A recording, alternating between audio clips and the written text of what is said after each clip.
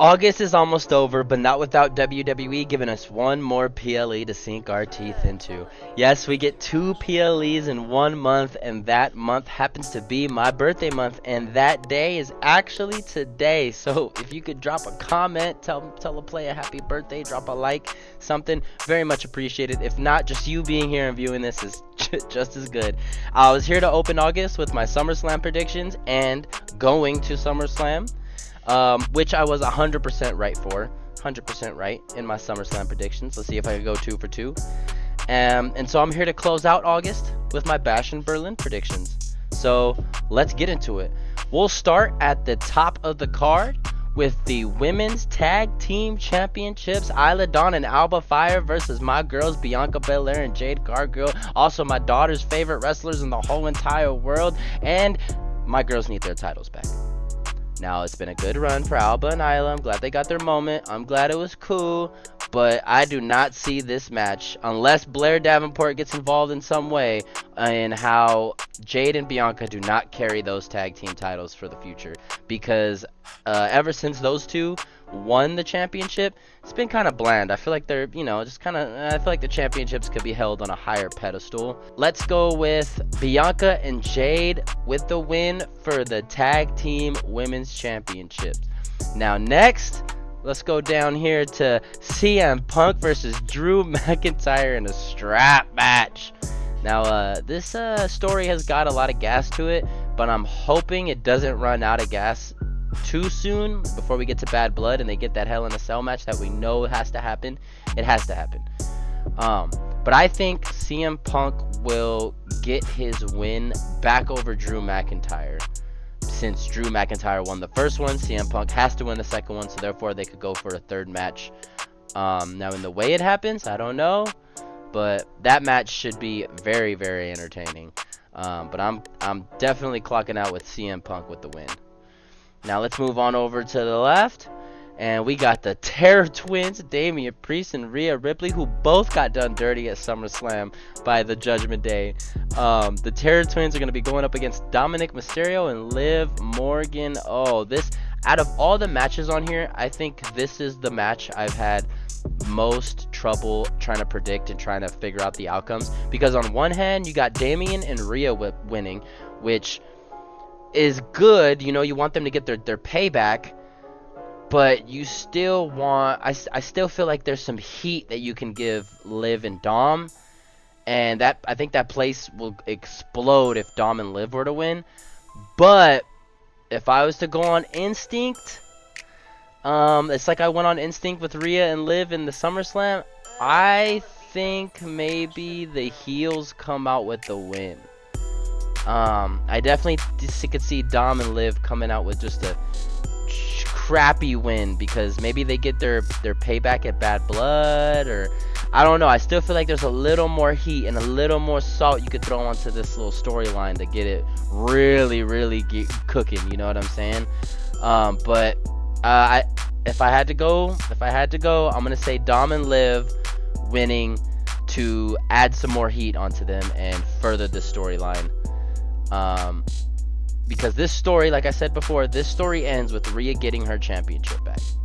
That's where this story ends. Damian and Finn will definitely have a one-on-one in the future, but not now.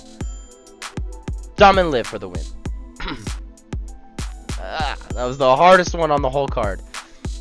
Next, we have Gunther versus Randy Orton, and I think Gunther's winning. Gunther has to win. Gunther is not losing that heavyweight championship as soon as he wins it. Like, come on. He just has to. That thing looked good on him. He's gonna, he's gonna carry that championship and add some more flavor and extra stuff needed to booster that title and give it a little more credibility than it already has. But yeah, and Randy has to go back down to SmackDown to face Cody for his championship.